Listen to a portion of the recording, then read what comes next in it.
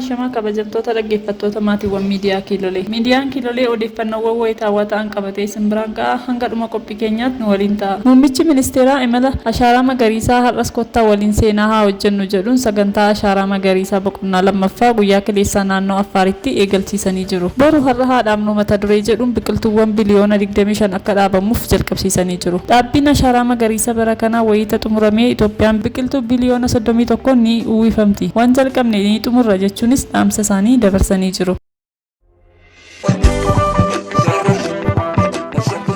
Mootummaan Itoophiyaa baajata 2016 irraa biliyoona 50 humna raayyaa ittisa biyyaaf ramaduusaa maddeewwan odeeffannoo tokko gabaasanii jiru. Mootummaan wixinee misoomaa warreen barbadaa'an deebisee ijaaruuf biliyoona 20 ramaduus odeeffannee jirra. Mana maree bakka bu'oota uummataaf akka dhiyeessetti uummata Tigraayiif biliyoona 12.5 gargaarsa mootummaa federaalaa yommuu ta'u biliyoona 45.1 naannoo Affaariif biliyoona 6.3 ramaduusaa dhaga'amee jira. Naannoon Tigraay waggoota lamaan darban gargaarsa federaalaa irraa akka hin argannes ni yaadatama.